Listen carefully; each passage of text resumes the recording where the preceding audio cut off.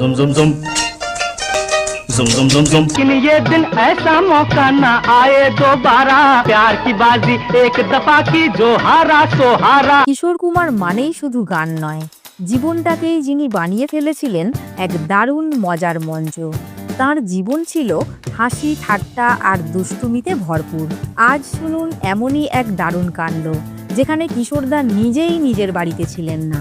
নমস্কার বন্ধুরা, আমাদের ইউটিউব চ্যানেল ফ্যাক্টস এমডিতে আপনাদের সকলকে স্বাগত। सुनिए सुनिए आजकल की लड़कियों का प्रोग्राम 9 बजे तक बिस्तर में ये खुरचे अपने गालों को। একদিন সন্ধ্যায় কিশোর কুমারের গীতিকার পুলক বন্দ্যোপাধ্যায়ের লেখা একটি গান রেকর্ডিংয়ের কথা ছিল। সেই দিনই এই মজার ঘটনাটি ঘটে। যথারীতি পুলকবাবু সেই দিন সকালবেলায় কলকাতা থেকে সোজা মুম্বাই পৌঁছান। মুম্বাই পৌঁছে পুলকবাবু ভেবেছিলেন রেকর্ডিংয়ের আগে কিশোরদার সঙ্গে একটু কথা বলে নেওয়া দরকার। তাই তিনি ফোন করেন কিশোরদার বাড়িতে। হ্যালো, কিশোরদা আছেন? ফোনের ওপাশ থেকে একজন মহিলা গম্ভীর স্বরে বলেন, কিশোর কুমারজি তো বাড়িতে নেই, উনি বেঙ্গালুরু গেছেন। বাঙালি ছোকরা করু প্যার কো নমস্কারম দুটির উপর পড়ে ডালে লক্ষ্মী নাচে তালে তালে খায় শুধু মাছি ঝাল খায় গো খায় গো। এই শুনে পুলকবাবু একটু চমকে যান, বলেন আচ্ছা ঠিক আছে। তিনি ফোনটি রেখে দেন। পুলকবাবু অস্থির হয়ে আবার বিকেলবেলায় ফোন করেন। তিনি বলেন, কিশোরদা কি ফিরেছেন?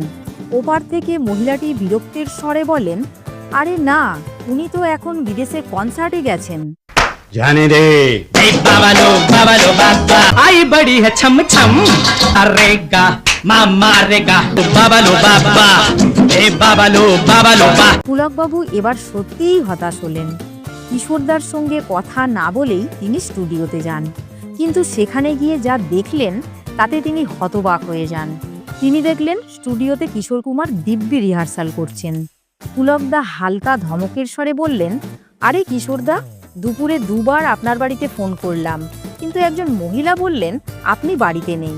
একবার বললেন বেঙ্গালুরু, তো আর একবার বললেন বিদেশে। তখন কিশোরদা একগাল হেসে বললেন, আরে ফোন তো আমিই তুলেছিলাম, আমি কিভাবে বুঝবো যে আপনিই পুলকদা বলছেন?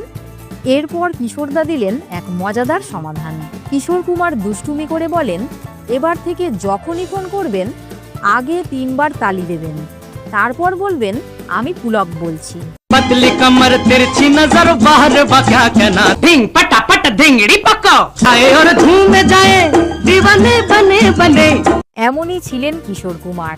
তার জীবনে কোনো কিছুই সিরিয়াস ছিল না, হাসি ঠাট্টার মাঝেই কাটাতেন প্রতিটি মুহূর্ত। বন্ধুরা, কিশোর কুমারের এই মজাদার ঘটনাটি আপনাদের কেমন লাগলো তা অবশ্যই জানাবেন। বন্ধু, মনে রাখবেন, প্রতিটি ভিডিও মানে এক একটি নতুন তথ্য। তাই সকল তথ্য জানতে নতুন বন্ধু হলে আমাদের সাবস্ক্রাইব করে অল নোটিফিকেশন বাটনটি অন করে রাখুন। সবাই ভালো থাকবেন, সুস্থ থাকবেন।